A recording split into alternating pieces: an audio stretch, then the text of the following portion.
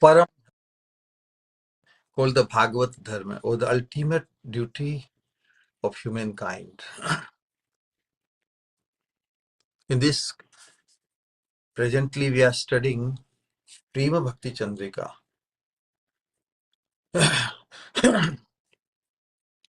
The instructions, guidance provided in Prema Bhakti Chandrika, they are targeting to the ultimate perfection of our human potential in Sri Radha Dashyam. In Srimad Bhagavatam, the ultimate purpose of human endeavor is to attain the love of God, because only after becoming endowed with or blessed with the love of God, loving sentiments, love is a very powerful thing. Love is the ultimate appreciation and also the appraisal. And because it involves the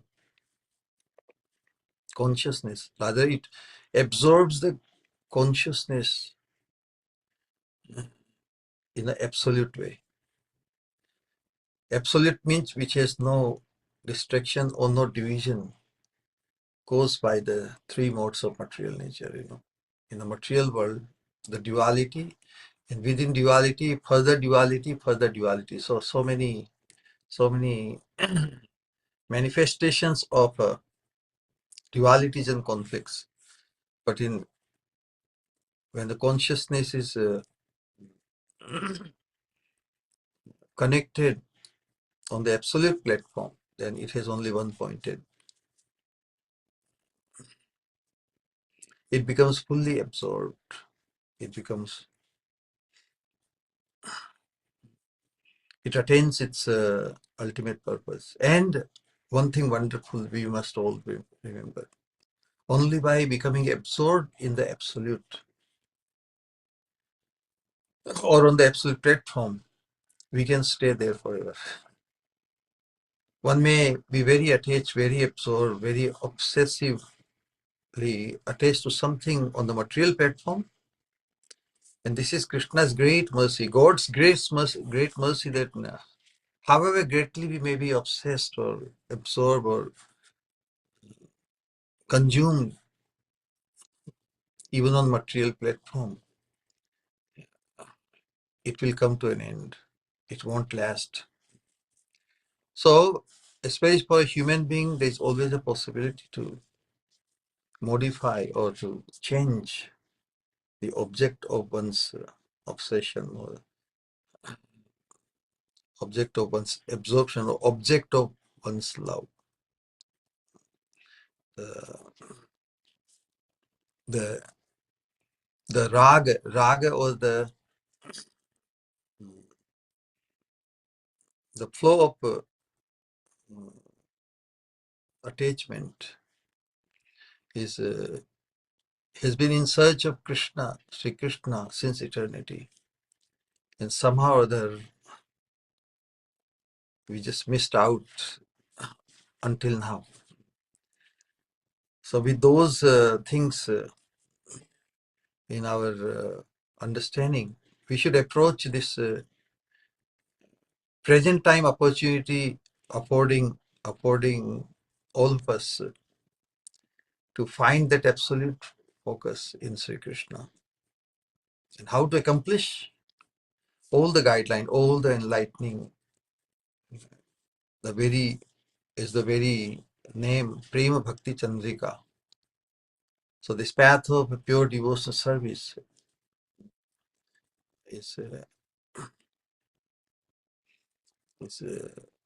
manifest or revealed to us, just as the path in the darkness is revealed in the bright moonshine, bright moon. In the same way, this Prem Bhakti Chandrika, study of Prem Bhakti Chandrika and appreciating the depth of its message, and especially in association of like-minded Sajatiya Sangha devotees, we can definitely reach and also settle our consciousness in the absolute platform on the absolute subject matter, on the absolute entity Sri Krishna, and never become deviated or never come out of it. And we can attain such a absolute platform even while living and surrounded by this realm of three modes of material nature. So with this thing in background, we will proceed. Last time we discussed text number 21.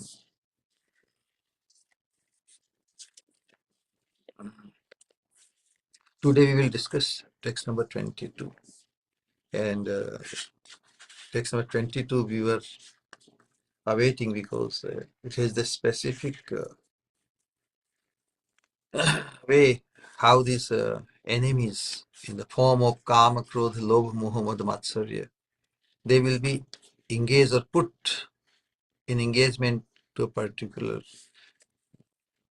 kind of devotional engagement. Devotional engagement even for the enemies. Wow. How liberal this path.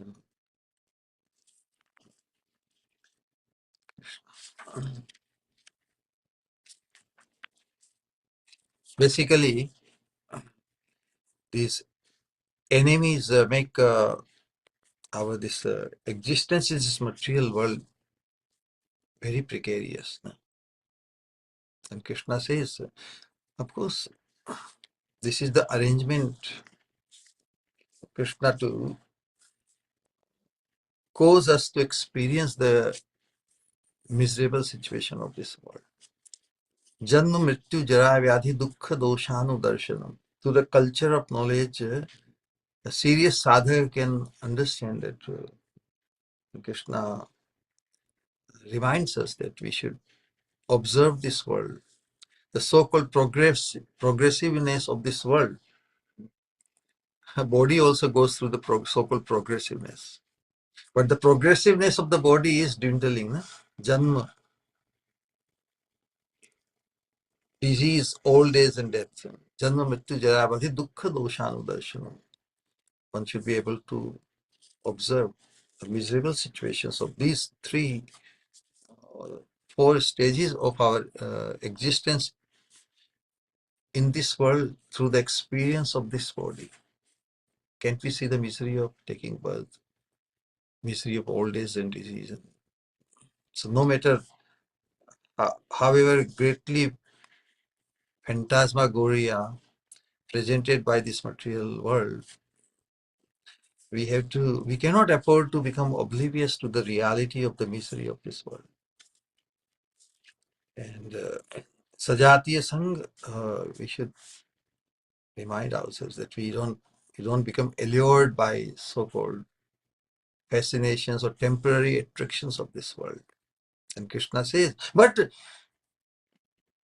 we are so used to appreciate this worldly affairs, worldly profit, worldly life, worldly fame. No? We are so used to it because we don't have any replacement, we don't have any higher test. And Krishna says, yes, because we are until now have remained bereft of the higher test. Only in that condition, a conditioned soul. A conditioned soul is called conditioned because he is trapped in the lower sour taste of this material realm. If he can somehow or other be given, or if you can test the higher taste, param dishtva nivartate.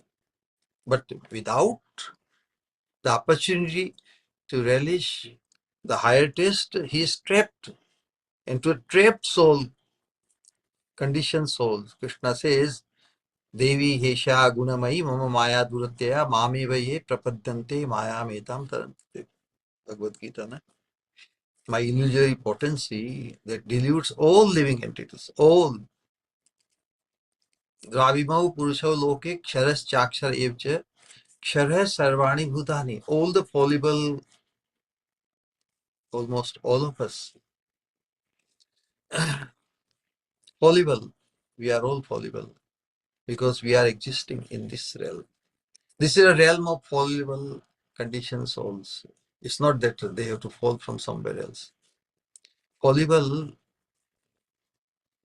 to become trapped in this temporary sense gratifications and sour sense gratification, because every sense gratification, just can you imagine, just imagine, however palatable food one eats, it converts into what? It converts into not the anything which can be desirable. So this is how this material world converts everything into filth, stinking, everything becomes Vikrit. And this is how we are used to. So it's very difficult to transcend. However, those who surrender unto me will be able to cross over this realm or this ocean of delusion. The devotees who that's why the devotees who surrender unto the Lord's lotus feet are very clever. They know whoever likes. They know. But because they have got the opportunity, they have relished a higher taste, through the cultivation, through the culture of this devotional practices, finding the taste in Krishna's Nama Rupa, Guna Leela, by absorbing or engaging their senses through the culture of Krishna's Nama Rupa, Guna Leela. They do, but if they do not relish a higher taste, they will never be able to renounce the disgusting taste of sense pleasure of this world. So this is our becoming blessed with a higher taste is indispensable for us to get out of the clutches of this material realm. If we do not relish a higher taste, we will never be able to renounce the disgusting taste of the sense pleasure.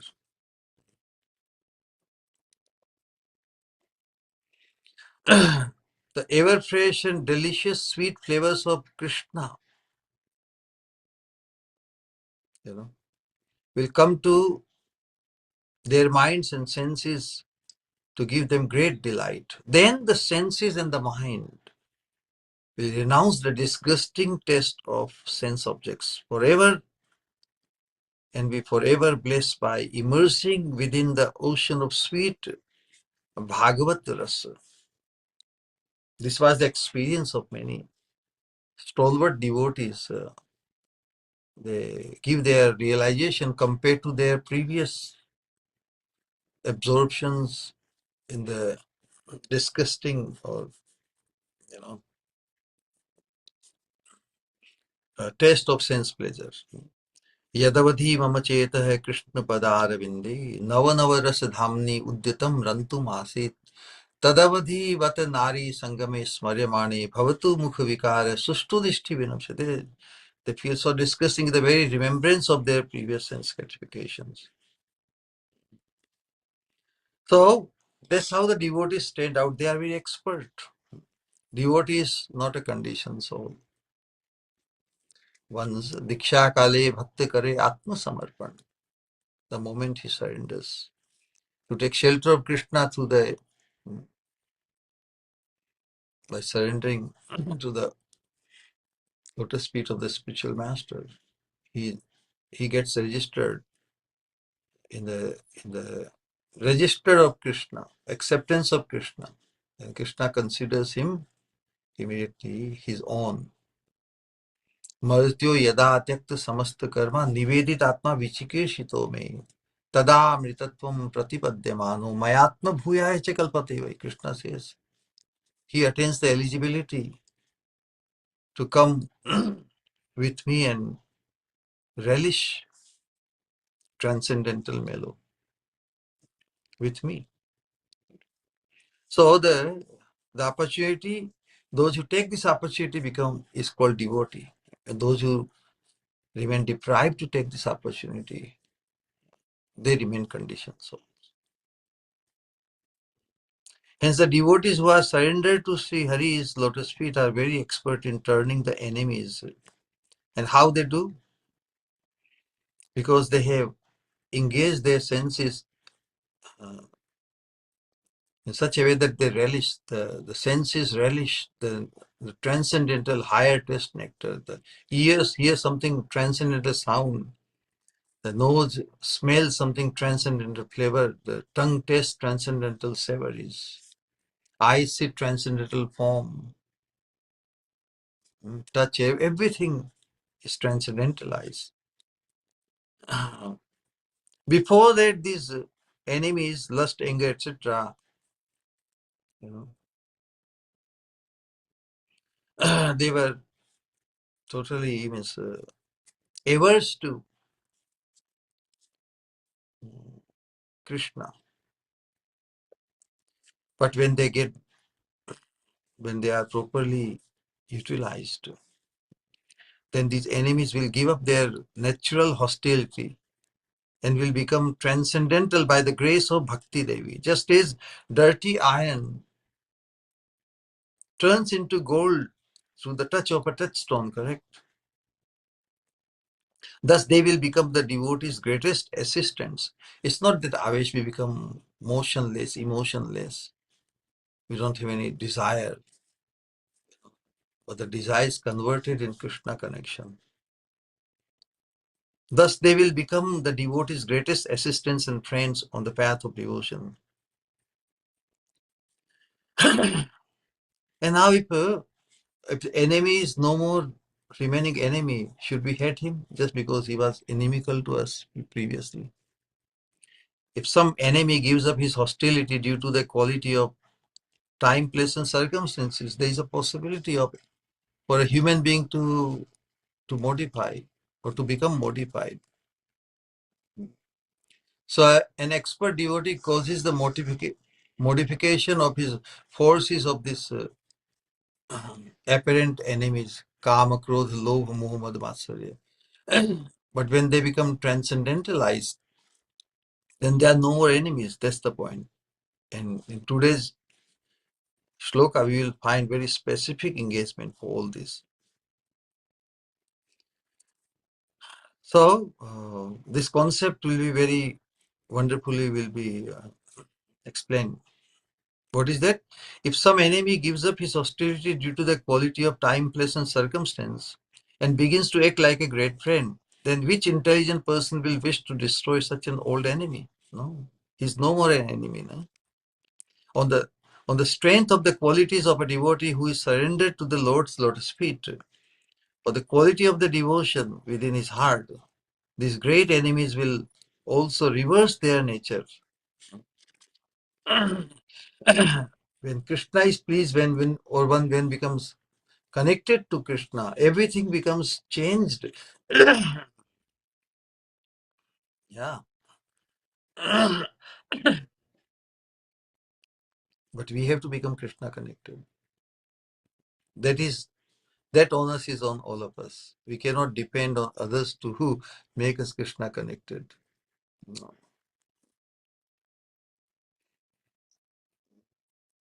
Arir mitram visham pathyam adharmo dharmatam rajet. Suprasanne rishikeshe viparite viparyeha. Such wonderful. He said when Sri Hari is pleased, so how the Hari is pleased? We know, na? In our life, Hari comes in the form of, in the manifestation or the embodiment of Hari's mercy, Krishna's mercy. Krishna is still paroksha. He is indirect to us.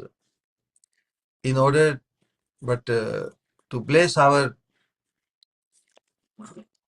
or to bless our devotional attitude, Krishna wants to see us, but he will see us in a way, it's the best for us, because we are not as yet fully ready to meet Krishna playing the flute and manifesting his most loving demeanor with Srimati Radharani. We are not as yet, with this current body, we are not pure enough to be able to associate and serve the lotus feet of the divine couple. But nonetheless, Krishna, in order to give us the experience of what it would be like to be with him, he's the manifested, the embodiment of his mercy in the form of Sri Guru and the Vaishnavas. He comes in our life. So, when Sri Hari is pleased, that means when a sadhaka acknowledges the position of Sri Guru as non-different or no less than the object of our worship and object of our love, then Sri Hari himself, or Sri Hari means Sri Radha Krishna, the divine couple themselves. So one gets the opportunity to figure out if Sri Hari is pleased. So when Sri Hari is pleased, enemies become friends. Our vision, our consciousness will change. We will observe that when Sri Hari is pleased, enemies become friends. If we are no more enemies to anyone, because in the material world, if somebody is enemy, I have to also see him as enemy. But when Sri Hari is pleased, when we attain that kind of realization, when one feels fully blessed by having taken shelter of the Supreme Personality of Godhead through the spiritual master. So when Sri Hari is pleased, enemies become friends. Poison will grant immortality as if it is nectar and vice will become virtue. All these things will be reversed and will start to engage in Krishna's service. Wow, that's a very powerful thing. Don't we all want to realize that we become enemy free, we become poison free, we become vice free. All the virtues become manifest. Everything we observe or experience, taste, it feels like nectar, and no enemies. And who we will complain to? We become free from complaints. People complain only about somebody is averse to us or inimical to us. Somebody is poison, giving us poison, or all the vices which keep us trapped in this material world. But all these things, when we will be reversed and will start to engage in his service. So Narottam Das Thakur said in the last sloka was the precursor to what we are going to discuss in today's sloka specifically. In the previous sloka, Narottam Das Thakur says, we are the devotees surrendered to Sri Hari's lotus feet. We don't endeavor to destroy like the Gyanis do, no? Destroy these enemies. First, free yourself from by engaging in austere discipline to destroy lust, anger, greed, delusion, intoxication, envy, and pride, like the Gyanis and the Yogis do. But in spite of their endeavor, because they have not developed the higher taste, Rikta Matayo, they are Rikta Mati. They have not relished in their consciousness the sweetness of Krishna's Nam Rupa Guna Lila. That's why, in spite of their very strenuous efforts, endeavors, they fail. In spite of endeavor, they fail. But devotees, because of their relish the higher taste, they very easily are able to transcend the, the, the influence of this. We simply engage them in the right place. That is in Sri Govinda's Seva. So the forces of Kama, Krodha, Lobh, Moha, Madh, etc., they have to be engaged in Krishna's service. Then they will be alive. In other words, we will engage them in whatever place suits them within the framework of worshipping Sri Hari. When they are thus engaged in the proper places, they will be skillfully subdued. Through this prowess, the wicked enemies will be properly defeated. That means that they will no more remain or will be observed or seen as devotees.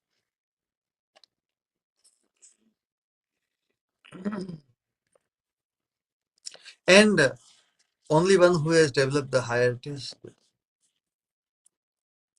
they become endowed with the spiritual strength. Without having experienced the higher taste, it, it would be impossible to demonstrate the spiritual strength. The spiritual strength is in demonstrating one's readiness to sacrifice one's material misidentifications. Yeah, because higher taste means I am Krishna's, I am Srimati Radharani's. Anything which is not related to that, why should we so attached to it?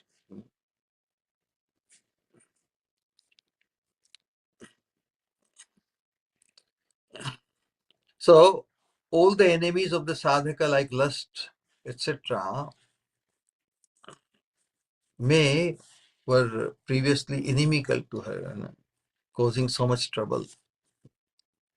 But if the sadhaka employs them in worshipping Sri Krishna and gives them the fortunate opportunity to relish Sri Krishna's nectarian sweetness, then they will become speechless after seeing the wonderful virtue and extraordinary munificence of the sadhaka and become stunned of astonishment.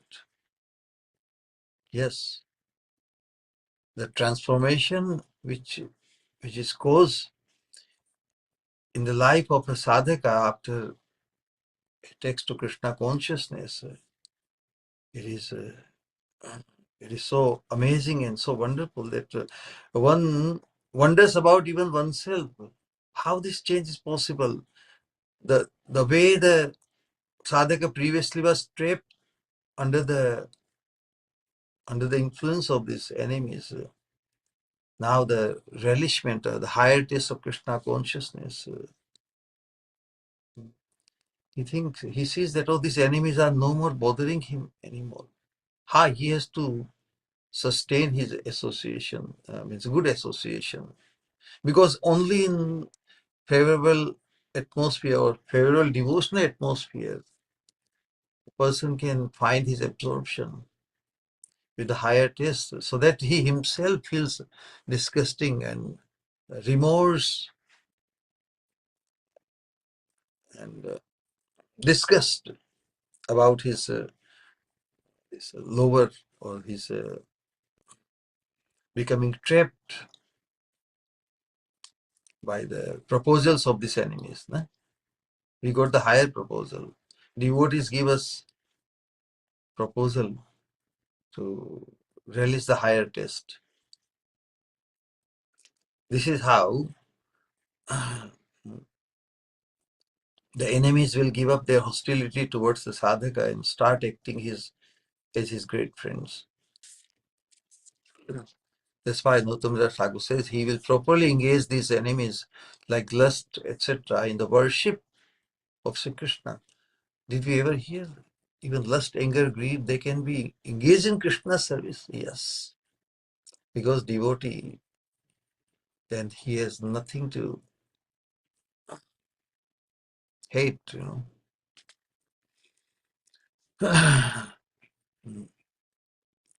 In the conclusion of last shloka, Nautam Das Thakur says, Ananda kori hridaye, ripu kori parajaye, anayase govinda bhajivo. The enemy will admit defeat and give great joy to the heart by acting as its great friend. Thus, worships of Sri Krishna will easily reach perfection. In other words, just as a sense enjoyer easily and naturally performs his sensual activities, in the same way, worship of Sri Krishna will then become natural and will easily reach perfection. And how we will attain that perfection in today's shloka, we will give this elaboration. Slok number 22. Krishna seva kamarpane krodha bhakta dveshi jane लोभ साधु संगे हरि कथा मोह इष्ट लाभ बिने मद कृष्ण गुण गाने नियुक्त करिबो यथा तथा. So this shloka, every serious and enlightened sadhak will first memorize and will contemplate upon it. How these 6 things will be engaged. Krishna Seva Kamarpane. I offer my lust to the service of Krishna. Lust means a strong desire to get something. So that strong desire, to attain Krishna, strong desire to attain Krishna Prema, strong desire to attain Krishna's association, or do something for Krishna's sake.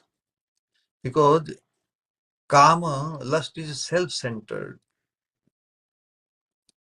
That is animalistic conditioning. Animal is totally self-centered, totally unconcerned about others.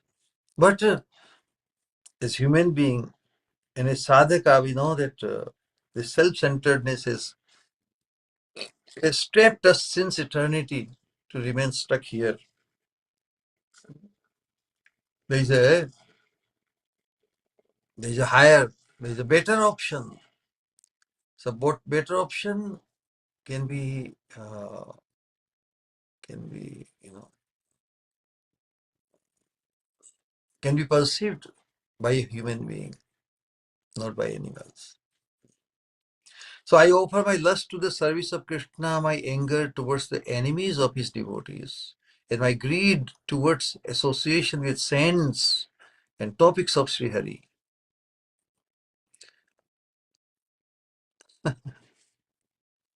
Kama, Krodha, Lobha, then Moha.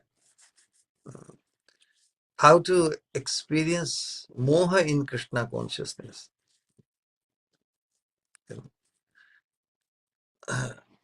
It's like, the force of lust, the force of anger, force of greed. They can be transcendentalized when lust is a very negative when the lust or the great strong desire to get something, that is lust. Any strong desire on any platform, mental platform or physical platform, is called lust, and that can be for Krishna. Then nobody says he's lusting after Krishna. No, he's hankering after Krishna. So the very word lust no more has that negative connotation. If somebody in the material world, if you find that somebody is so infatuated after for someone or something, then you say, oh, how lusty, how disgusting. But when one shows the same fervor, for Krishna, nobody calls him he's lusting after Krishna. He's hankering after Krishna. Wish we can have the same such hankering. So when he knows everybody in the conditioned world has gone through the experience of infatuation. But when the same infatuation is for Krishna, it is called obsession. So this is the subtle difference. Apparently, obsession and infatuation may be similar, but infatuation is agantuk. It is a beginning and an end, because infatuation is only for the material things or material lust. But obsession is for divine.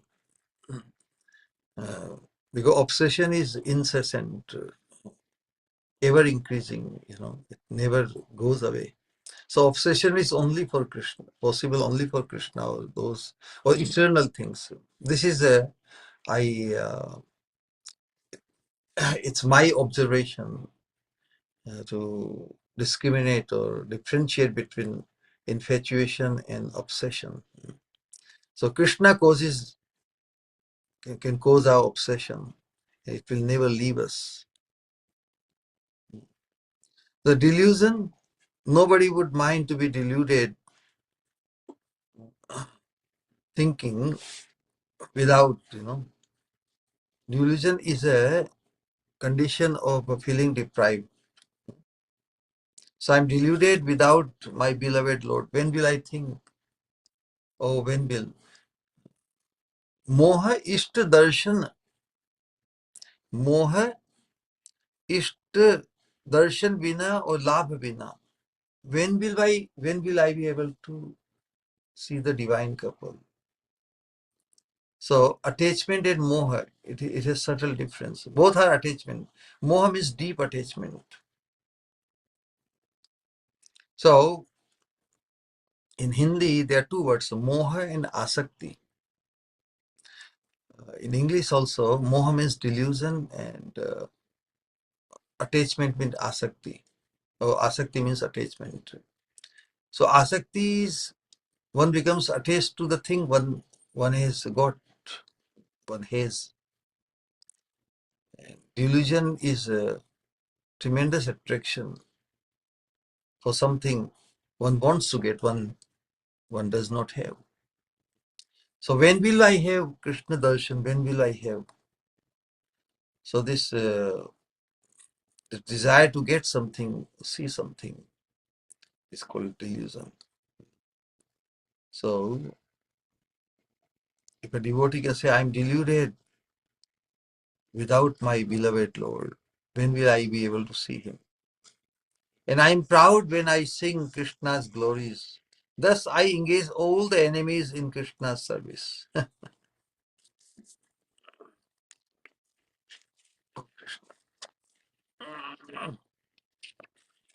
So one by one, how wonderfully this will be explained. What we are going to study is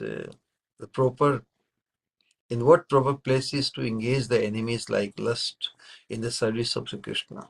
So first, Narottam Das Thakur says, Krishna Seva Kamarpane. I will engage my lust in Sri Krishna's service. How? Then he's defining Atmendriye Priti Ichha Tare Boli Kam. Krishnendriye.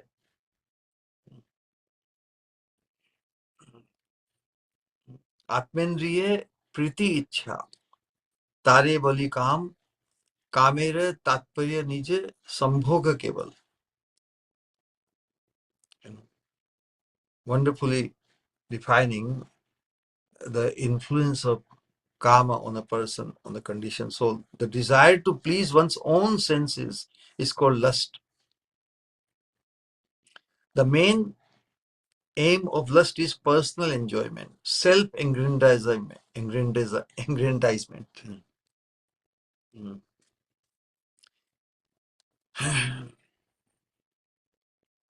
So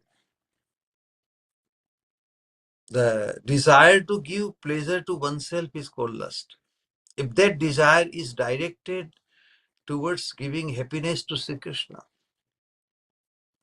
desire to give pleasure to oneself, self-centeredness, and that desire to give pleasure to oneself, so that oneself, that identity is in misidentification only, because lust exists only in misidentification.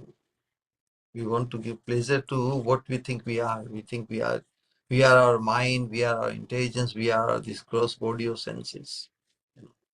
Because when we realize that we are the spirit soul and we have spiritual identity as a spiritual body, then what that spiritual body or spiritual identity will do? It will relish the service to the object of our service, Sri Krishna. It cannot remain self-centered, correct? A devotee who is situated in his eternal identity as the eternal servant or maid servants of Sri Krishna, can they be self-centered? No. So only in misidentification one becomes self-centered, and one desires to give pleasure to his misidentified self, and that is called lust. But if the desire is directed towards giving happiness to Sri Krishna, because why? A devotee or a person situated in his eternal spiritual identity only wants to serve and give joy to Krishna. So if that desire, previous desire of lust of being self-centered, serving the misidentified self, this material body or senses or mind, etc., if that desire is directed towards giving happiness to Sri Krishna, then this lust will culminate into prema or pure love, which is considered the highest human pursuit.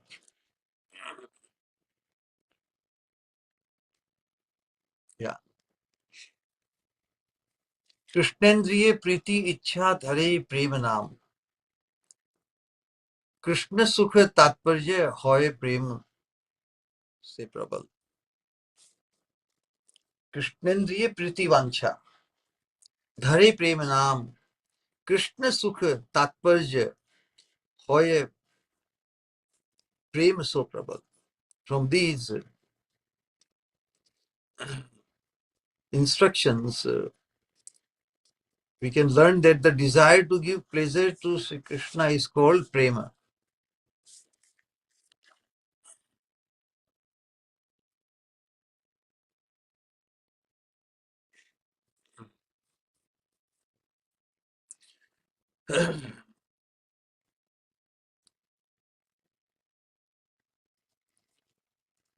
So kama and prema, their root, the etymologically, they have similar connotation. Kama means lust, and prema,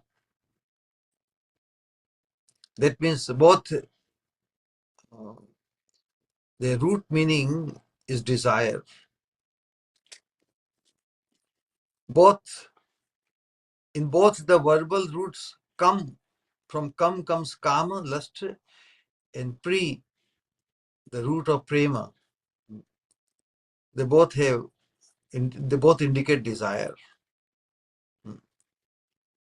Both the verbal roots kama and pri indicate desire. Therefore, although there is no difference between the verbal roots of the words kama, lust, and prema, or love, there is an enormous difference between their objectives, their purpose.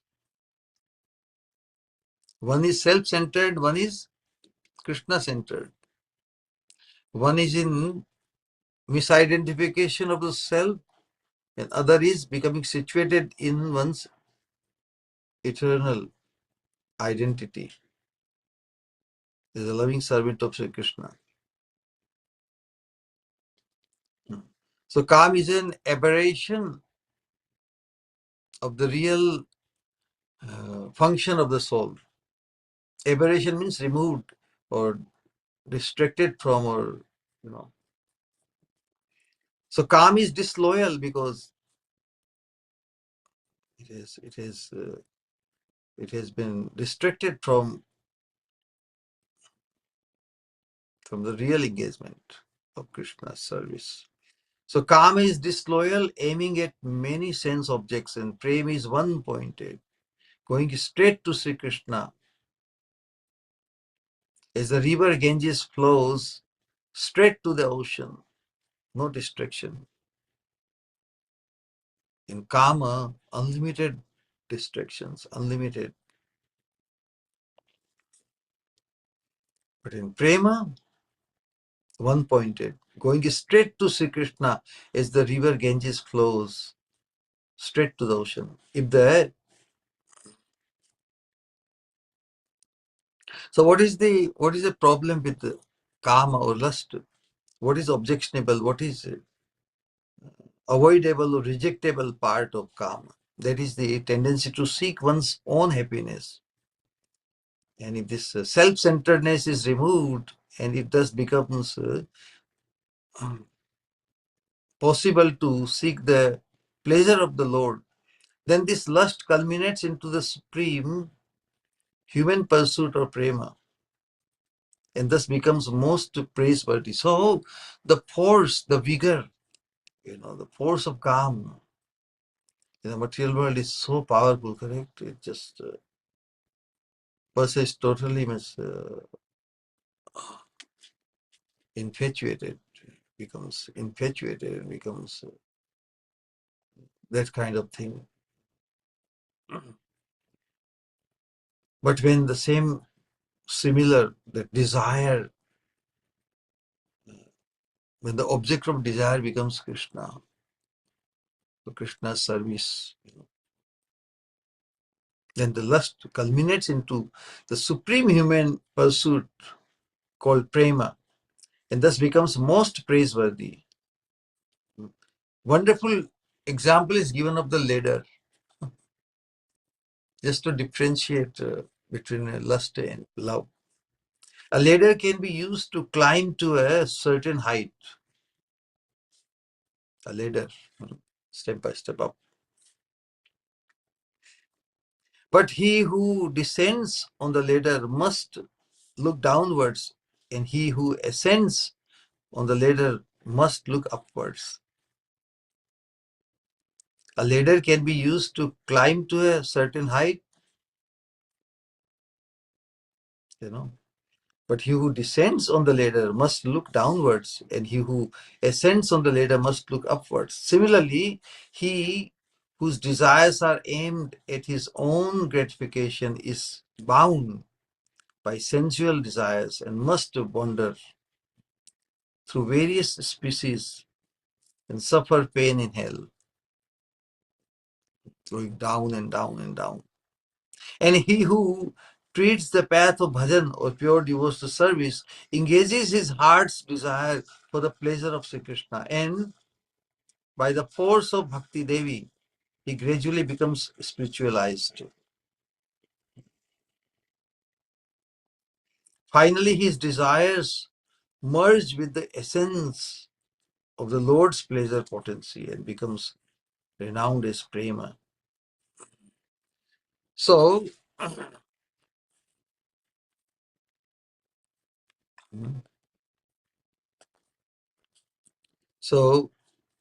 as one approaches or moves on the ladder, what is the target? The target is a lower thing.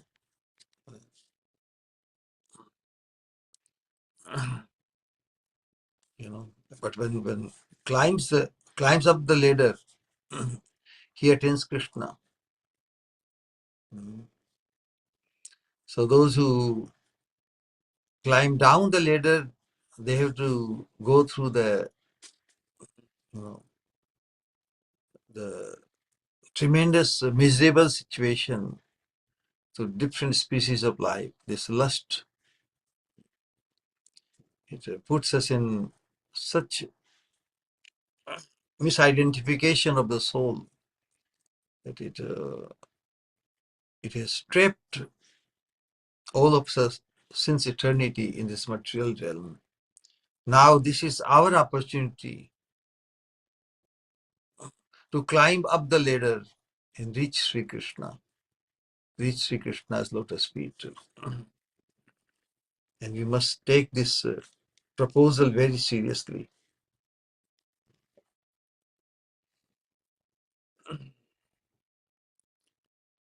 So that is the opportunity. Srimad Bhagavatam says, Lord Krishna speaks to Uddhavji.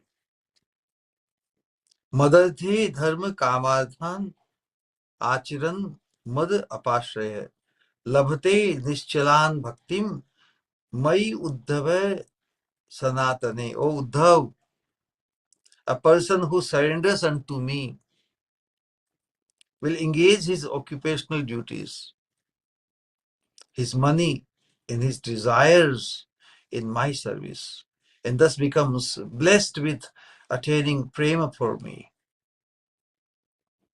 What a wonderful promise and proposal of Krishna.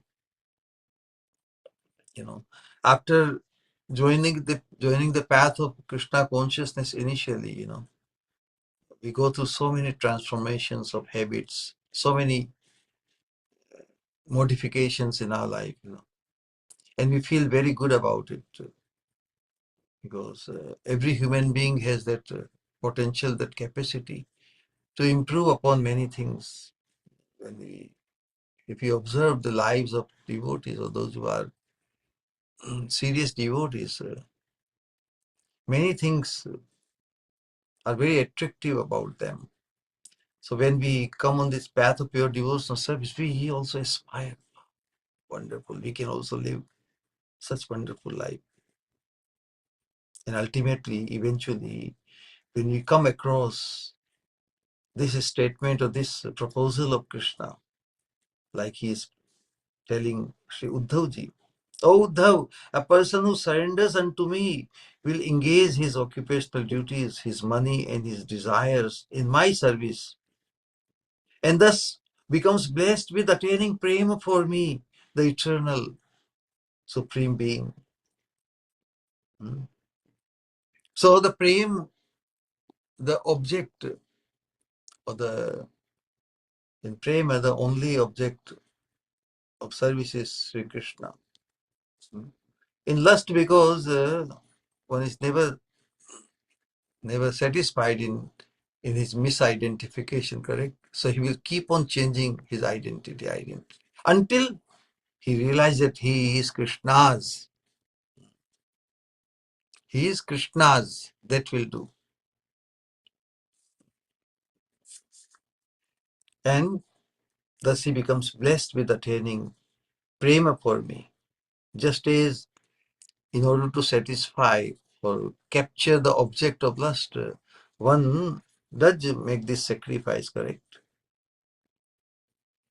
But when same sacrifice, same surrender, and the object of surrender becomes Krishna, then he will engage his occupational duties, his talent, his education, his money, and all his aspirations, desires in my service, Krishna says, and thus becomes blessed with attaining prema for me, the Supreme Person. So all sensual cravings will come to an end when one acts out of desire for Sri Krishna. All sensual cravings will come to an end when one acts out of desire for Sri Krishna. Sri Krishna means Sri Radha Krishna. Because only with Srimati Radharani, we observe and we meditate upon Krishna with Srimati Radharani, then our identity is her maid servant. If those who try to meditate upon Krishna alone, then Krishna is a supreme male, no?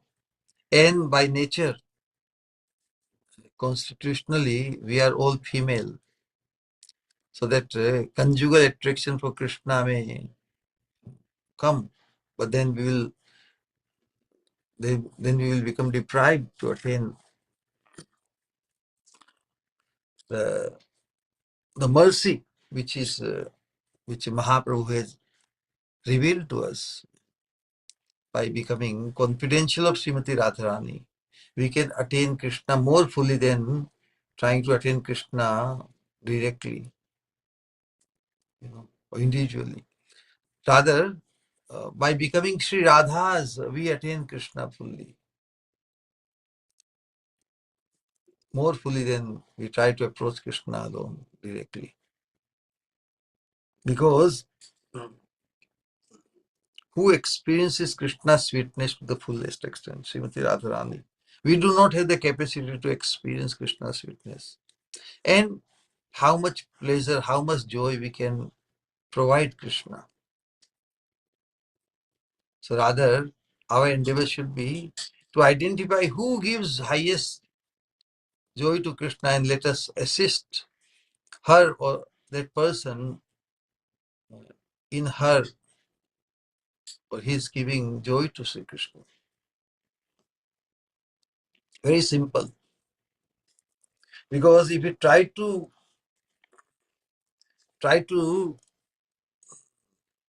take Krishna's attention directly, then it will diminish Krishna's becoming fully absorbed in Srimati Radharani, correct? Krishna gets highest fulfillment in the association of Srimati Radharani. So if we aspire to attain Krishna independent or without Srimati Radharani, and if we insist like that, Krishna may have to oblige because he has promised, Ye yathamam prapadyante tam sataiva bhajamyam. But will that be the highest? Will that be considered highest service to Krishna? Service means to bring joy to the object of service. So when we realize, when Mahaprabhu says that Krishna is most pleased, fully engaged in loving conjugal pastimes with Srimati Radharani, and how to impress Krishna the most by becoming subservient to Srimati Radharani. We fully agree, yes, Krishna wants to remain fully absorbed in the association, in the love, dalliance with Srimati Radharani. We should be able to appreciate it so much that rather than trying to see Krishna personally or separately,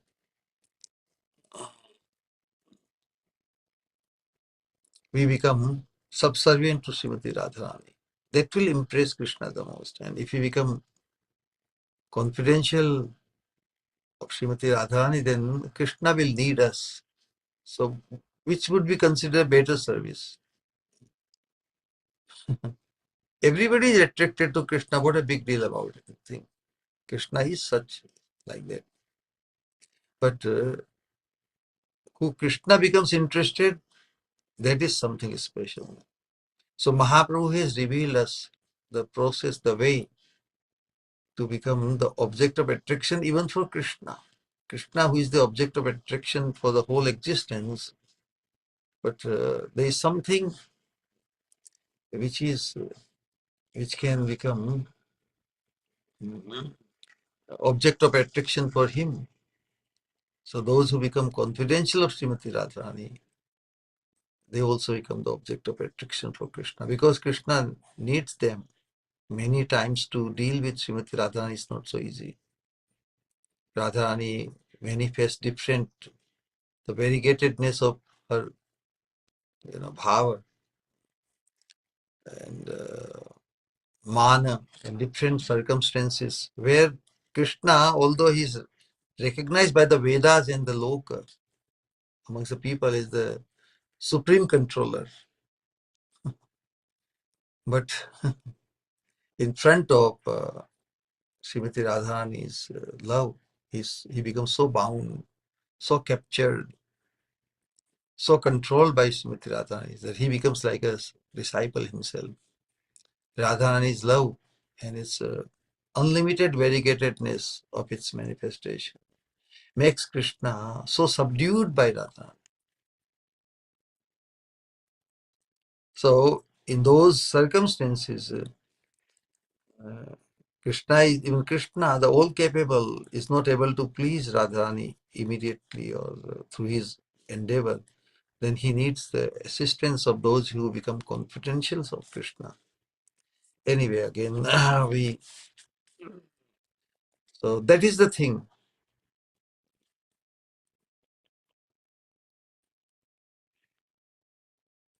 So Krishna says, all sensual cravings will come to an end when one acts out of desire for Sri Krishna. Sri Krishna, Sri stands for Srimati Radharani.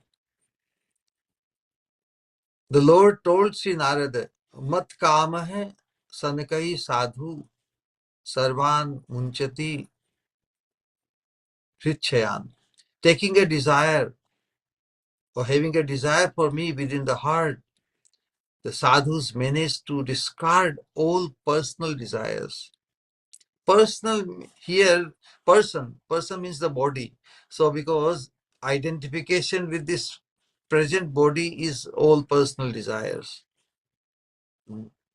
Because when we realize that we are Sri Radha's or we are Sri Krishna's, where is any personal separate desires left?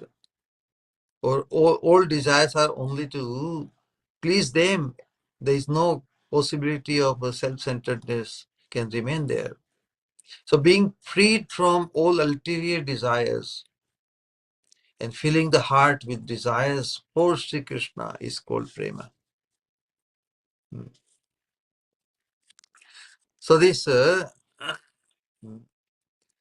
far as the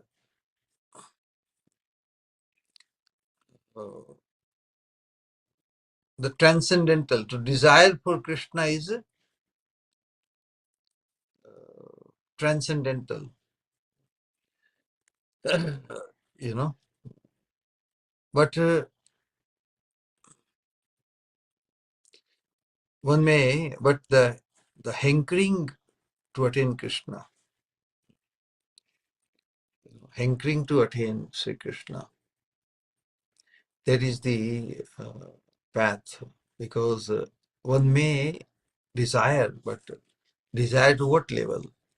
So this desiring Krishna is, of course, transcendental, nirguna. But to be able to hanker for Sri Krishna is the most transcendental. So in transcendence also there are categories, there are levels. They are not in duality, but they are categories. So ours is a path of like this lust we are discussing, karma, or the strong desire, so much that we become desperate and we start hankering after. So after this, Nautam Das Thakur says, Krodha Bhakta Dveshi Jane. This is very interesting. Anger must be directed at the enemies of the devotees. The great enemy of mankind, anger, who is creating great havoc, can certainly not be engaged directly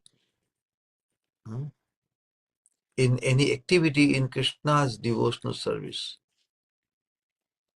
You know, how can one use anger, angry mood, and showing one's angry mood towards Krishna or anything like that? So this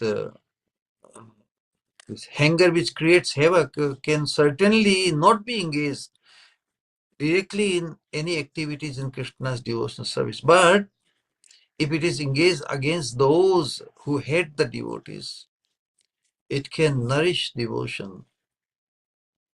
If the practicing devotee tolerates the enemies of the devotee's blasphemy, if the practicing devotee tolerates the enemies of the devotee's blasphemy, if the practicing devotee tolerates the enemies of the devotee's blasphemy of the devotees and their engagement in activities of hatred towards them, and he does not become angry or intolerant of this, it is not shown that he has any love for Sri Krishna or his devotee Vaishnavas, correct? So, in anger, what happens? One becomes intolerant. So that intolerance should be engaged. If one tolerates even the enemies of the devotees, those who are blaspheming the devotees, if we tolerate their blaspheming the devotees, and in their engagement in activities of hatred towards them, anybody who shows blasphemy or gives blasphemes or shows hatred towards the devotees, then one should become angry at them. But if he does not become angry or intolerant of this, then where is the question of having any love for Krishna? So in the name of calmness and don't just everything is fine, if one, how much we become become excited and show our disagreement or anger when it comes to personal thing, correct? How dare you touch me, or how dare you speak like this, but one can tolerate for oneself, but one must not tolerate anyone who blasphemes or shows hatred towards the devotees of Krishna.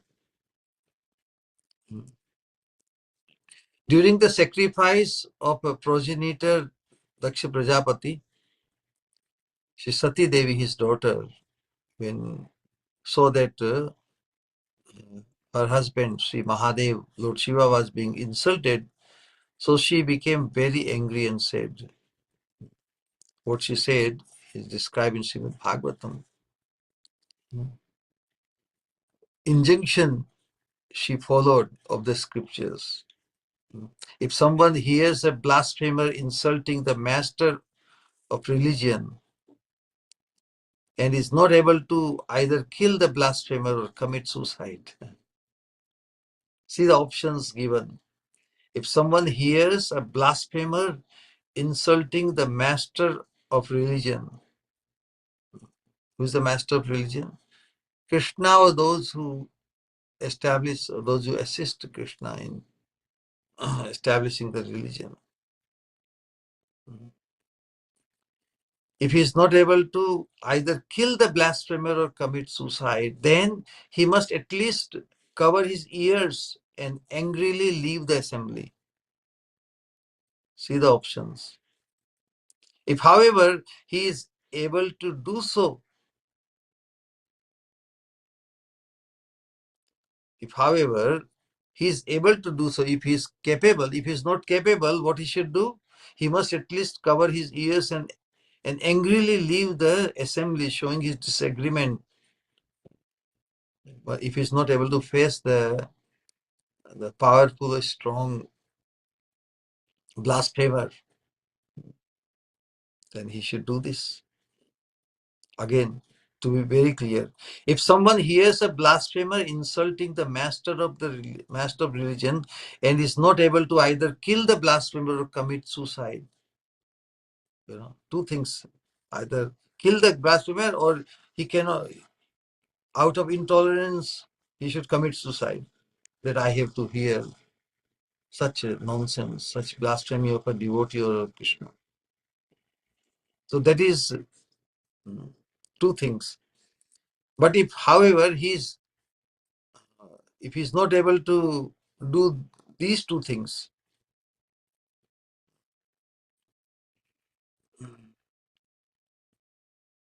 if he's not able to kill the blasphemer, because we should not kill, thou shalt not kill, na? Or commit suicide, that is also not a good option.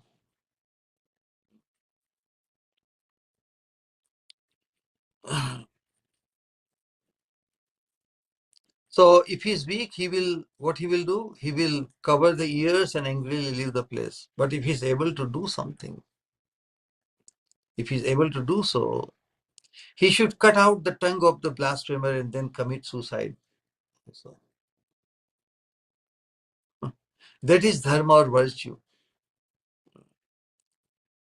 Committing suicide because one had to hear such blasphemy, But first, cut out the tongue of the blasphemer and commit suicide. For the Vaishnavas, committing suicide is considered improper, correct? For the body is suitable for performing bhajan, for doing bhakti, and therefore they should instead cover the ears and angrily leave the assembly, remembering Sri Krishna. Therefore, anger or intolerance, which usually causes wholesale destruction, correct, should be aimed at the enemies of the devotees. Thus, it can nourish the Vaishnava's bhajans. One, in the teachings of all spiritual cultures, this to give up anger or to become tolerant, how to avoid anger altogether. But here, the anger must not be suppressed when it is against the blasphemers of the devotees of Sri Krishna. But as far as personal, because anger is always like a self-centered. No?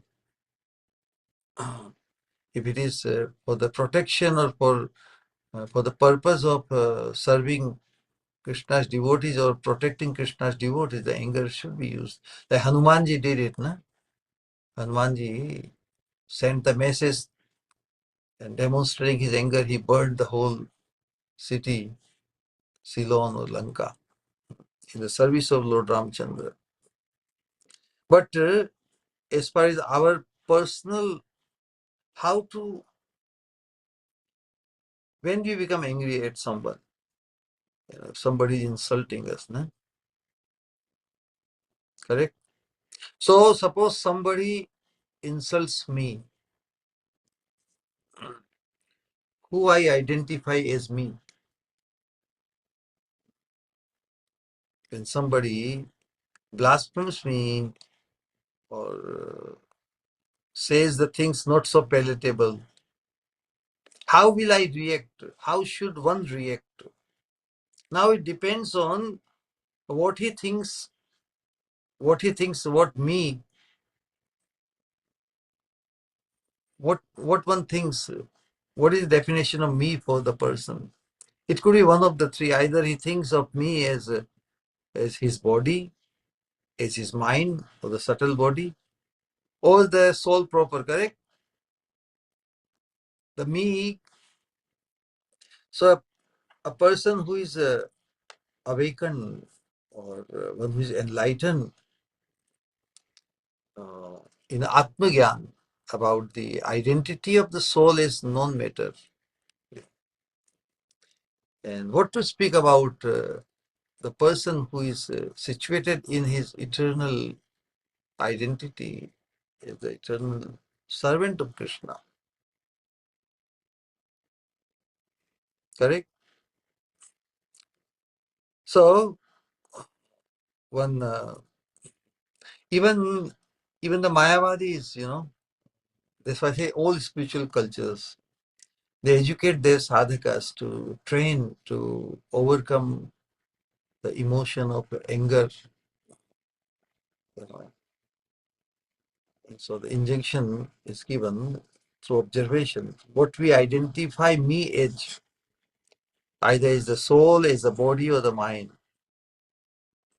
So, Atmanam yadi nindanti swayam evahi.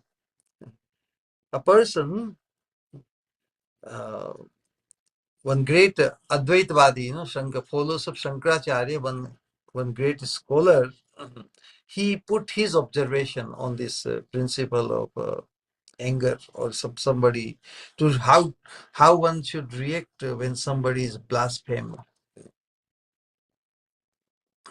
But how one reacts, that makes a difference.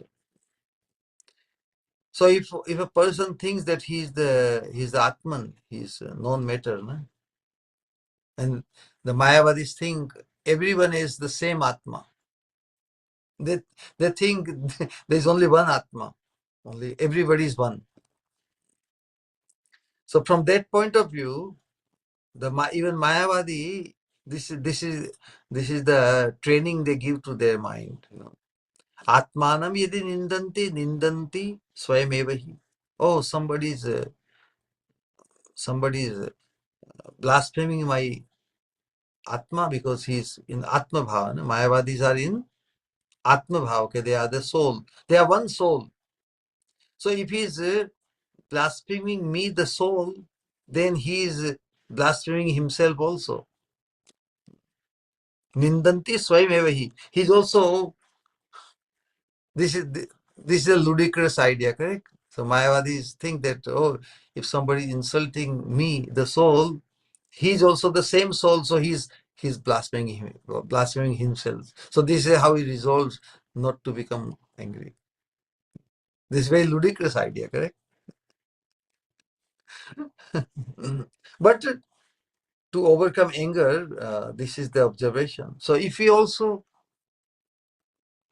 identify, uh, you know, with the soul is one soul, what could be a greater ignorance than this? How can the soul be simultaneously one? How can the one soul be simultaneously in ignorance and in knowledge? It's not possible, correct?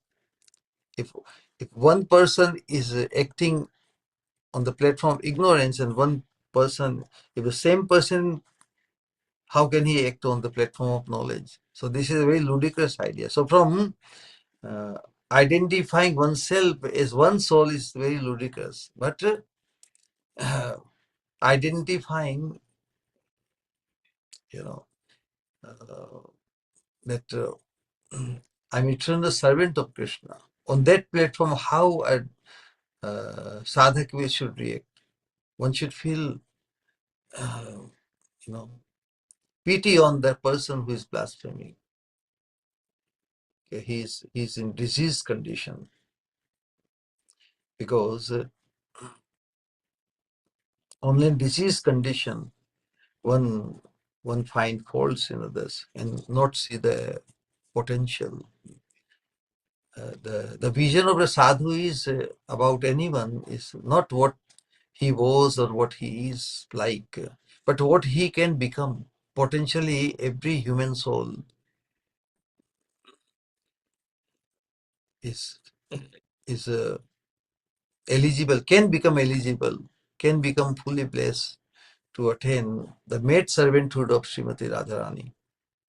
So, even on the spiritual platform, one who is blaspheming, then one should tolerate for oneself. As far it comes to oneself, one should not, but rather he should think that, oh, this person is in such a ill health that he is speaking like this or acting like this. Why should I become entangled? Why should I react negatively towards him? He is sick. So if person is already suffering due to his sickness, why should I increase his? Yeah, if he can be cured, if he can be educated, if he can be directed, hey, what do you think? So rather than showing anger towards the blasphemer, if one is able to enlighten him without becoming influenced, because in blasphemy, whatever things the person is speaking, we don't identify with, correct? Only if we identify with whatever things he's saying, that we will want to oppose them. If somebody tells us something which we don't identify with, we don't have to bother with. We will not be influenced.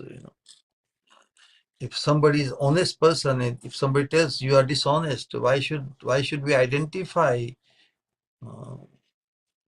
is a dishonest? You know? And so the things will go back to the blasphemer, like that. So we don't have to lose our temper in that. But on the platform of identifying oneself with the mind and the body, there is something to learn. If a person thinks that he is blaspheming me, the body, so the person who is enlightened, he should think, oh well, body is anyway with so many faults, correct? Janma mrityu jara vyadhi, this happens to the body. So even Krishna says, dukkha doshanu darshanam, one should see the faults of this bodily existence in this material world. So if somebody is blaspheming my body, means I'm so proud about the beauty and so-called the things of my body, but he's reminding me that the faults in this body. So he's only helping me. Shariram yadi nindanti. If he is blaspheming my body, shariram yadi nindanti, sahayasti janam. Those who are blaspheming me, they are only helping me, reminding me about the faults of this body. Then mananindaya yadi chen paritoshimeti. If he is blaspheming my mind, then he is doing me a great favor. How? Do we know that if somebody blasphemes, if somebody finds faults, by finding faults and blaspheming someone, how a person feels? Do you know how a person feels when he blasphemes, or he can describing and fault finding a person? He feels great joy actually. So an enlightened person will think, wow, he's blaspheming me. In blaspheming me, he's finding so much joy in his mind. So bringing joy to someone is a pious act, correct? By doing some pious work, we bring joy to someone, correct?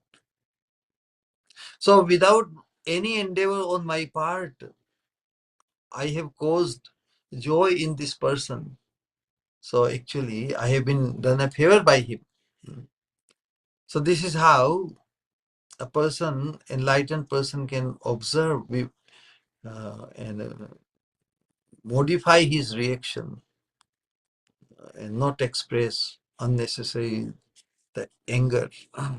Of course, what we are discussing in a devotional, but as a sadhak, how one should be able to handle anger or control anger by this this understanding that he is blaspheming me or insulting me. Me as who? I the soul, then is fine. On the mind and body, also fine. Let him like this. Then the third, lobha sadhu sange hari katha. Greed should be after associating. Greed should be for or after associating with the devotees and discussing topics of Sri Hari. Lobha means greed. And although greed after material things is greatly troublesome for the conditioned souls and lies at the root of the material disease, greedy for so many things. If it is engaged, but if this greed is engaged in hearing topics of Sri Hari, in the company of the sadhus, it will swiftly bless the students with the easy attainment of prema. Wow, the force of greed can be utilized to attain prema. As a concomitant result, what happens if the greed is engaged in hearing topics of Sri Hari in the company of sadhus? So as a concomitant effect, result, thirst, hunger, fear, and illusion will also perish. It gives prema in the following way. Simply by hearing the great saints singing the glories of Sri Krishna, loving devotion to Sri Krishna is attained. Simply by hearing the great saints, realized saints singing the glories of Sri Krishna, loving devotion to Sri Krishna is attained. In Bhagavatam described that Devarshi Narad, he said to Prachin Barhi about the destruction of material miseries like hunger and thirst. How? Only when they are in association of great pure devotees and discussing or hearing Hari Katha. Not otherwise. Only in association of Hari Katha. That's why I say, Lobha Sadhu Sange. One may think, oh, I am learned, I am educated, I can study scriptures on my own, just by alone, and I will be fine. No, because there will be nobody to check us. One should not be so proud of one's strong-mindedness that I'm strong enough in my mind and I can just do what is right for me. Many things we don't see. Even when our eyes sees everything except oneself. So in the same way, only in sadhu sangha we can truly benefit and truly improve ourselves on our own. So even through study of scriptures, the improvement or the modification, purification may not be wholesome. So Nadmu says, O king, some people think that loving devotion for the Supreme Lord is automatically achieved by personally thinking and talking about Hari without doing so in the company of the sadhus. What Nadmu is telling Prachinbari king, O king, some people think that loving devotion for the Supreme Lord is automatically achieved by personally thinking and talking about Hari without even without doing without doing so in the company of the sadhus. However, this is completely impossible. The assembly of sadhus is like a nectar river of topics of Sri Hari, where no other topic is discussed but the nectar topics of Sri Hari. Hunger, thirst, fear, lamentation, and delusion cannot touch those who are seated in such an assembly. Wow. Under the protection, under the atmosphere, circumstance, If everybody is hearing Krishna Gatha, everybody is in that atmosphere, then we also join. The group effect is very powerful. So says the hunger, thirst, fear, lamentation, and delusion cannot touch those who are seated in such an assembly where these topics are constantly flowing in all directions. And drink the nectar of topics of Sri Hari there through attentive ears without wasting any efforts. This is called greed, na? Drinking the nectar of topics of Sri Hari there through attentive ears without wasting any efforts.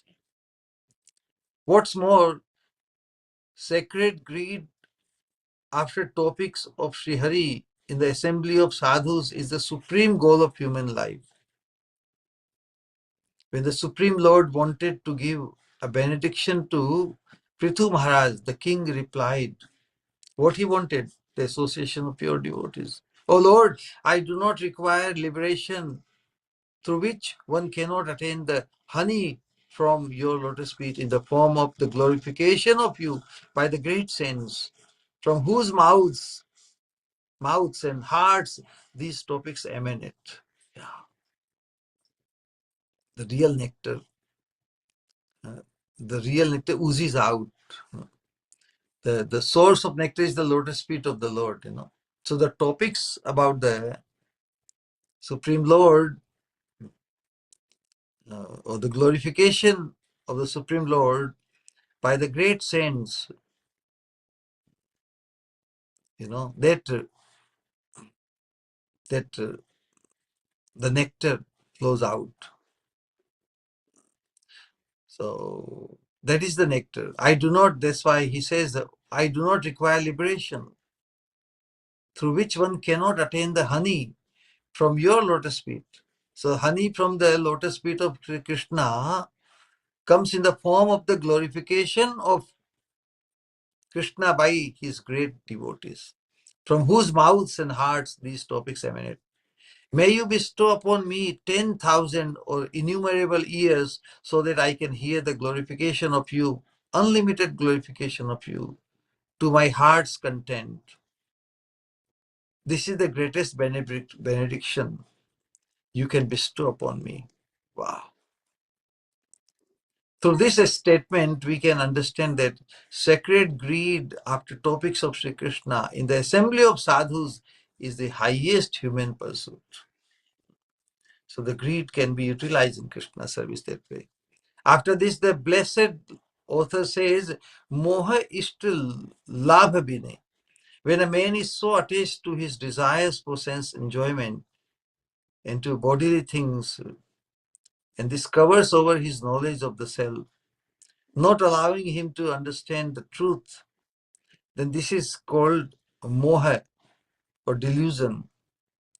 The practicing devotee who knows the spiritual truth engages this delusion in bhajan by being deluded or by fainting when he is deprived of the attainment of the Lord or his personal service. So moha is only in the state of deprivation. Moha is that kind of attachment for the objects which one has not got yet. So, but when one becomes attached to the things one has, it is called asakti. But when one becomes attached to the things one has not yet got, it's called moha. The so this hankering, when will I be able to see the Lord? When will I become blessed? When will I get the mercy to attend the service of the divine couple, service of the lotus feet of Srimati Radharani? So this is hankering is called delusion. So any practitioner who experiences transcendental bliss from hearing, chanting, and thinking of Sri Krishna should also feel that the direct attainment of the Lord is missing, and some eagerness born of separation should awaken within him. What a wonderful thing. So at no stage of our devotional development, we should become saturated or settled. Oh, we got enough. No. There should always be something yet to be accomplished for a sadhaka. That moha is very important. What he should think, any practitioner who experiences transcendental bliss from hearing, even if he is experiencing bliss, he should not feel saturated. I got enough. Even if he experiences transcendental bliss from hearing, chanting, and thinking of Sri Krishna, should also feel that the direct attainment of the Lord, darshan of the Lord, is missing, and some eagerness born of separation should awaken within his heart. If not, a condition of self-delight. Oh, I have a very good time. I'm relishing Krishna, I'm relishing Krishna's name and everything. That means he's showing his fulfillment. But a raga sadhaka, raganuga bhakti is to hanker for fulfillment. So if one feels fulfilled while doing this sadhana, then he becomes bereft of hankering after something. One hankers after something which is not yet attained, correct? But he feels that, oh, he's delighted. If he takes delight in himself and delight in his experience, everything, and he's feeling fulfilled, then he will not be able to hanker for something yet to be attained. That's why we again and again say that until we are transferred to that realm to attain our spiritual body as a choicest maid servant of Srimati Radharani, we haven't got anything as yet, So something has to remain unaccomplished, so that one can always find oneself in moha, in that kind of transcendental delusion. Oh, when will I attain Krishna, Correct? In the material world, if somebody is hankering after something which is so impossible to attain, then people call him, oh, he's deluded, he's, like that, something to be attained. But simply by desiring, it's not possible that one can attain anything in this material world, but by having the delusion of attaining Krishna, that it could be very, very helpful. Because this delusion or this obsession to attain Krishna is very essential. This hankering, it will give the sufficient hankering, it will cause the sufficient krandan, crying out for Krishna. Because Krishna is so much missed. The feeling of missing Krishna becomes stronger and stronger, and that impresses Krishna. If not, a condition of self-delight will arise, which will cause delay in the attainment of the Lord's personal service, because one is not hankering for it. He is stuck in his self-delight of bhajan.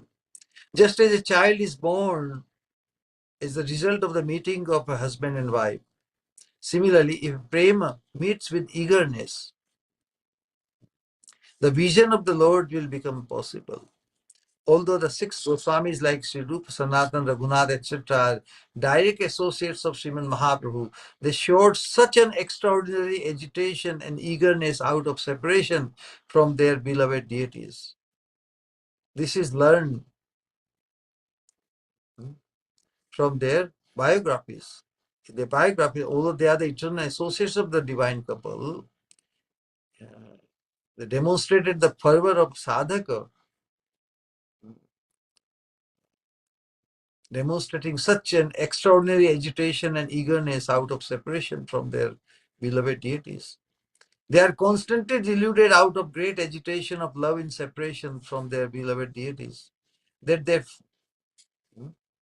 fainting, they faint.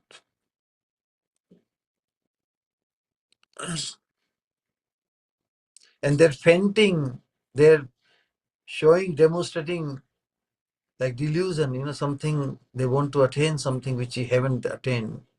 That will forever remain the greatest example for all the practicing devotees of this world, for all of us. Like the peak of the Sumeru mountain, yes. Although they were perfected beings, still they demonstrated a relish of hankering after something, correct? Of course, they have experienced direct association and service of divine couple. But as the associates of Chaitanya Mahaprabhu, and to demonstrate the ideal for us conditioned souls, they demonstrated the great joy of that delusion, hankering after the unattained Lord. Delusion is always for something not attained as yet. That's the concept. Delusion is kind of tremendous attachment for something which one has yet to get. If diligent practitioners accept this delusion, which is originally one of the six enemies, is the ninth stage of love in separation.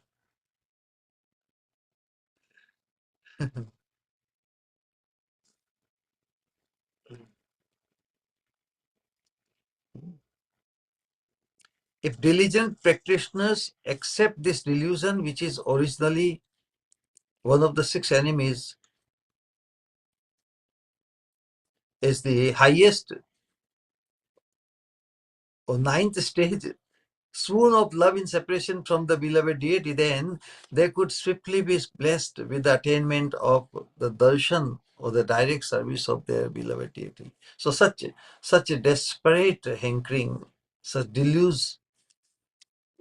delusional demonstration or the expression, demonstration of delusion for the deity that will cause the deity to appear. Attainment of darshan or direct service will be made possible. So delusion is can be very wonderful also, correct? Finally, it is said, Mad Krishna Gunagane.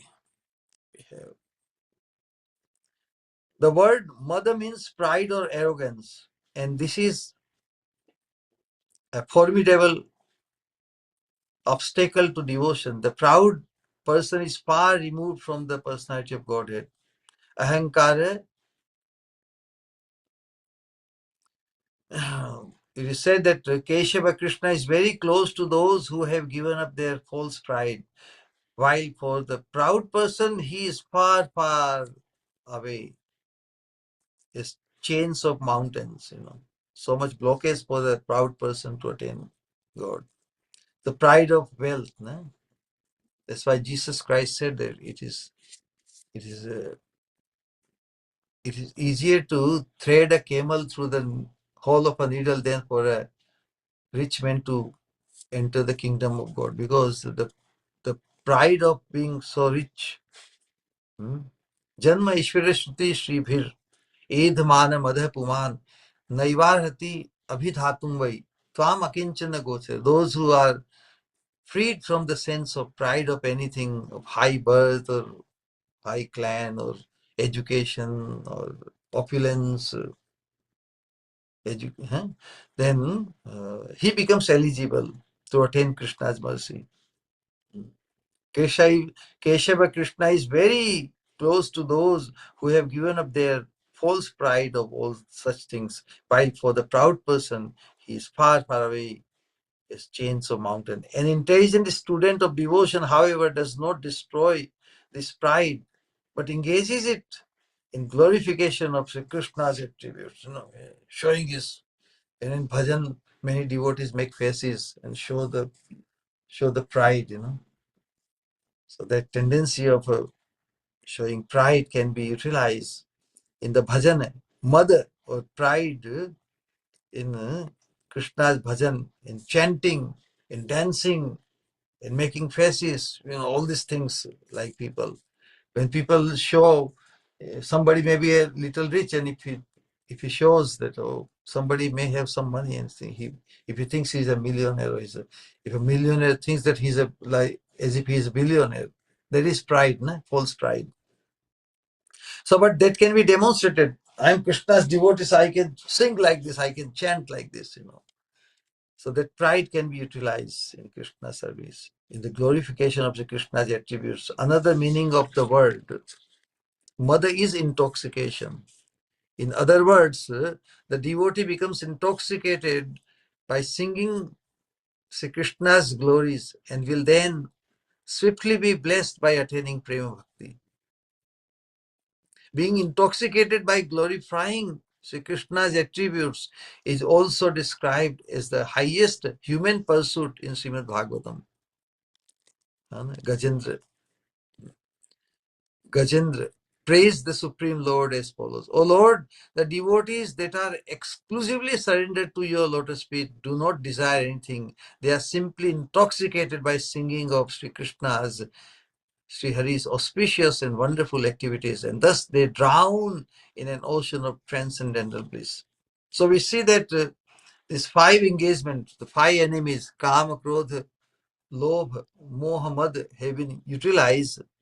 But in this Although he made a promise that all these enemies, in the previous sloka, he made a promise that all these enemies will be utilized in Krishna's service, but he left out on the matsarya, the envy. He said, no, I will engage these enemies like lust, that are great obstacles to devotional practice in their own individual places in my worship of the Lord, thus turning them into friends of my devotional practice. But he has left out on the sixth one.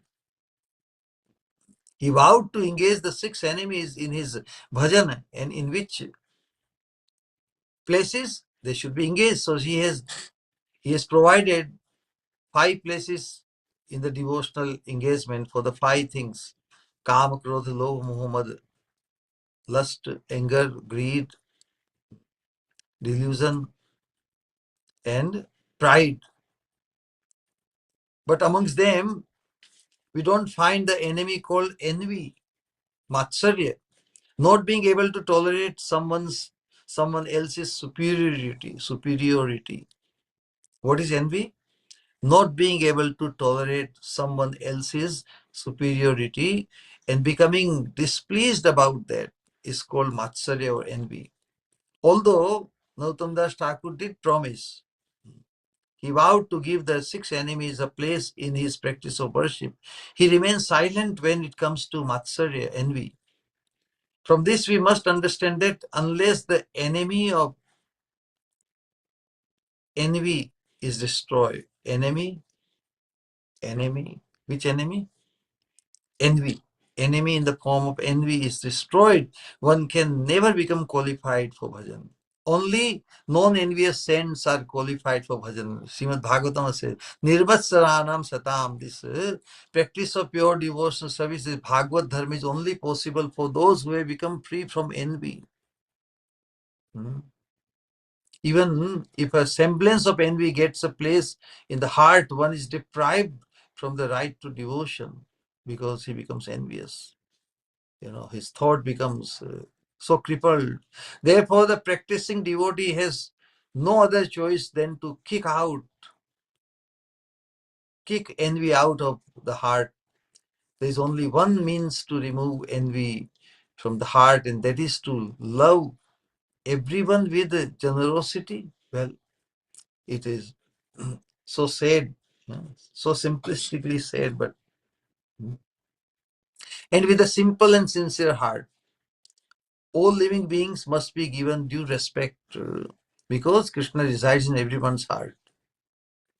With this transcendental, with the understanding that Krishna dwells in all of them, Jive Sammane Divo, Mahaprabhu said, Jive Sammane Divo, Jani Krishna Adhishthani Srishtastikam, it comes. But the practice, we as sadhakas, we have taken this topic of that when we can appreciate that we are all given equal opportunity and we are all meant to attain the gold medal. We will all attain the the status of becoming a choicest maid servant of Srimati Radharani, who we will envy.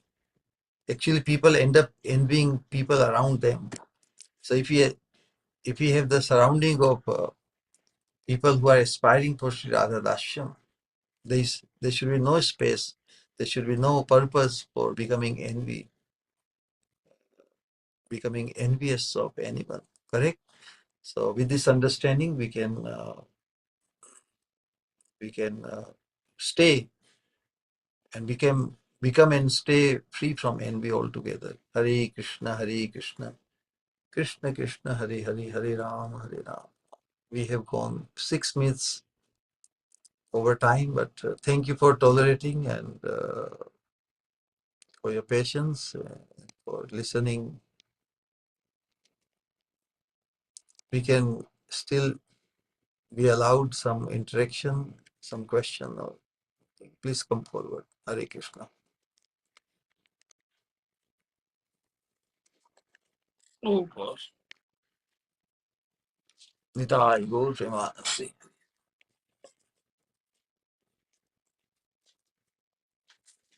Hare Krishna. Hare Krishna, Pranam Shri Guru.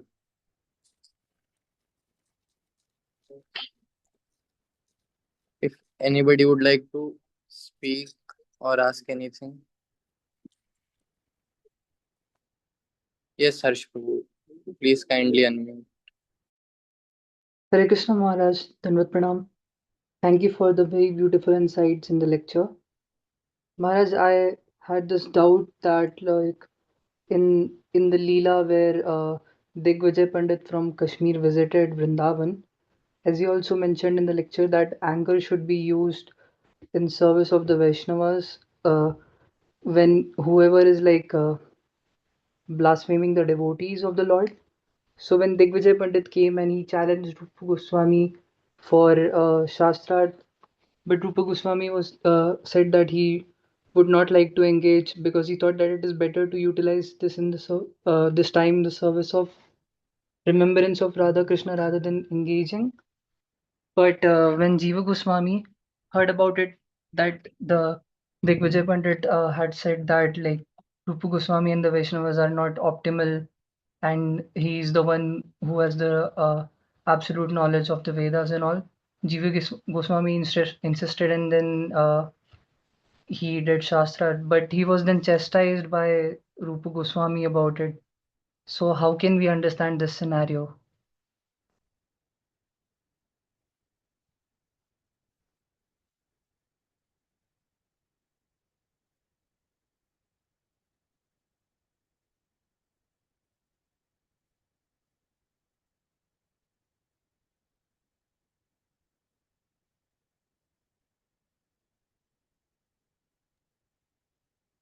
Shri Guru, you are on mute. Yes. That's a very nice question. I'm very happy that someone asked that question. You know. So again, two things are from as far as Jeev Goswami is concerned. He did the best thing, protecting the honor of his spiritual authority, spiritual master.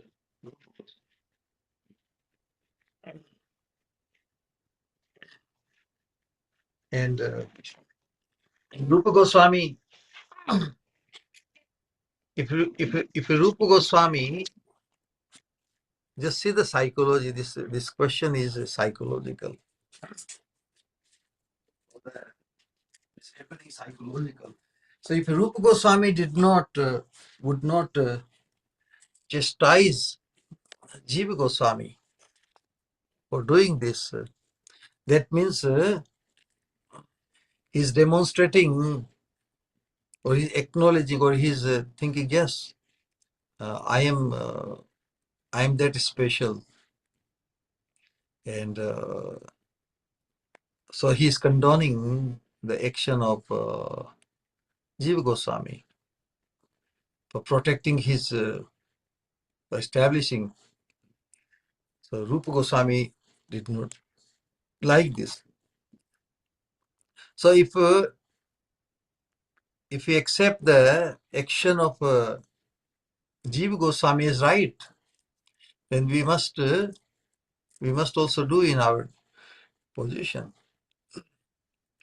The humility of Rupa Goswami is very natural for a pure devotee,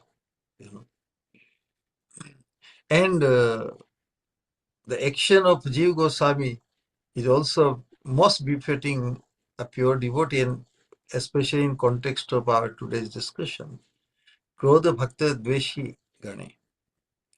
So they were envious kind of the Digvijay or the stalwart.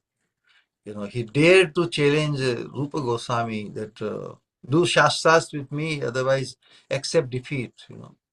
So Rupa Goswami just didn't want to do this, correct?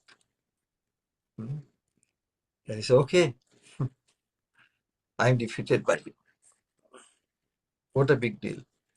But that was the proper action was left for Jiva Goswami. how can he tolerate that somebody dare to defeat Rupa Goswami, his teacher? What would the glory of the teacher if he could not uphold his status as the greatest scholar, the most advanced devotee or spiritualist? So that was left to the disciple. The disciple, Jiva Goswami, he did the perfect thing. And then Rupa Goswami, when he chastised, that was also a very transcendental thing. We should not find any wrong in it, because that was the nature of a purest devotee. That why you took even this trouble to protect my position, why you could not tolerate yours. How can one tolerate the blasphemy or the insulting or putting down or undermining the status of one's spiritual master? So both way, the action of Jiva Goswami is perfect. We should also take such action if it comes in our life. In the same way, when a spiritual master wants to demonstrate, and chastises his disciple, why you became angry for such a small thing? So simultaneously, for Rupa Goswami, it could be a small thing, and simultaneously for Jiva Goswami, it was a big deal. So it appears like there's a conflict, correct? Apparent conflict. That is where the rasa comes.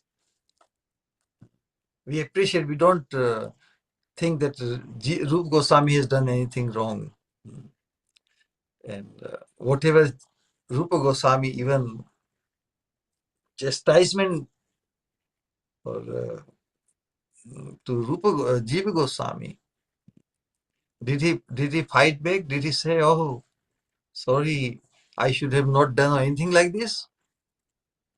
Correct? He simply tolerated the apparent punishment or distancing himself from the direct association of Rupa Goswami. He was not remorseful or thinking, "Oh, why I did this, it caused displeasure to my spiritual master." Rupa Goswami is demonstrating his humility, that why for my sake I'm such an insignificant. Rupa also in Bhakti Samra Sindhu in Mangalachan second sloka we say Barak Rupa, so I don't know the sloka. He considered himself as very insignificant being himself. So, and Jiva Goswami he's directly in his service. So if he would not chastise and demonstrate his that humility, then people will think otherwise. Oh, see, Rupa Goswami thought of himself as very stalwart. So it's very psychological reaction by Rupa Goswami, and he did not want people to have the impression ever that he thought that he was such a great devotee. And see how his nephew protected his status, and even his disciple defeated that so-called Digvijay, and he upheld my status. Even my disciple defeated this, so I'm much greater. So Rupa Goswami demonstrated that through this pastime, demonstrated his humility, and Jiva Goswami demonstrated his Guru Bhakti. So both can be adjusted, and there's nothing wrong in both of them. Yeah, if Jiva Goswami has fought back or or argued with Rupa Goswami. Oh, why you did this? For your sake, I'm doing this, and you are chastising me as if I have done wrong. No, Rupa Goswami, Jiva Goswami has not done anything wrong. But Rupa Goswami, out of his humility, he said, "Why you took trouble to establish me as so great? I don't think that I'm so great or pure or anything." So it's a prerogative of everybody, you know. It was a prerogative of Jiva Goswami to uphold the position, status, and prestige of his spiritual master. And on the other hand, it was a prerogative of Rupa Goswami that in his humility, he said that why anybody made so much endeavor to establish him as the greatest devotee. You got the point? Yes, Maharaj. So it was just a beautiful exchange for us to contemplate on it. Can I Yes, understand it? This?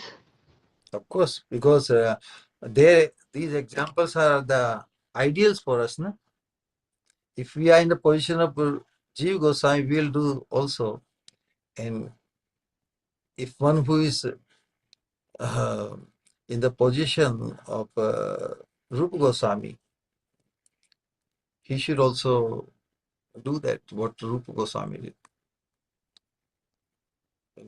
Of course, it was a demonstration of love only, because even when Rupa Goswami apparently administered this punishment on Jiva Goswami, you know, Jiva Goswami was not feeling remorse. Oh, why I did this? It caused so much pain or anger or displeasure of this of my spiritual master. It wasn't like that. See, unlike in other instances, he was not lamenting.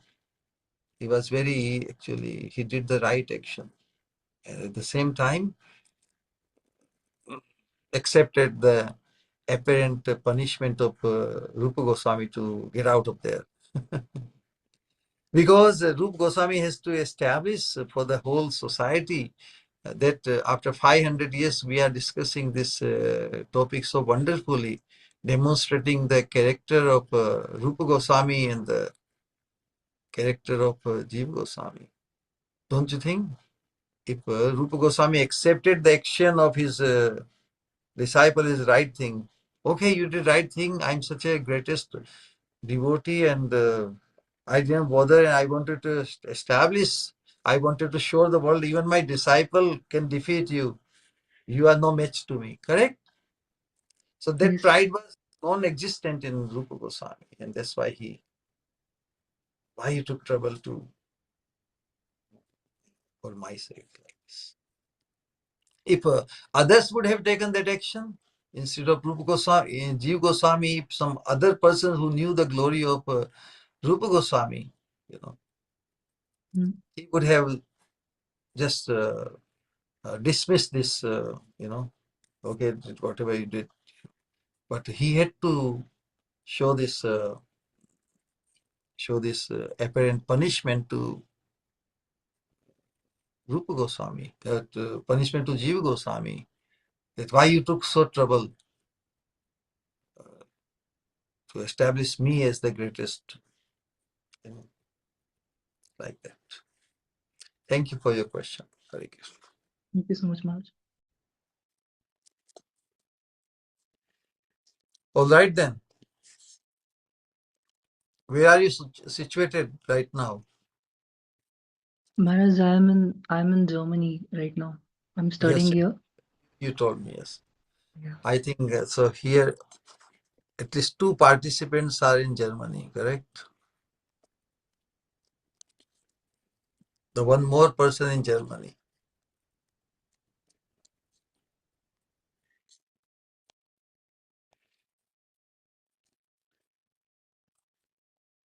All right.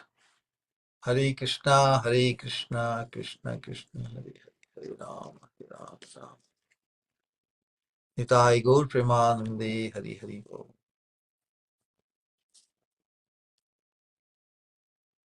Kirtani Sadahari. Hare Krishna, Pranam Shri Guru. Hare Krishna.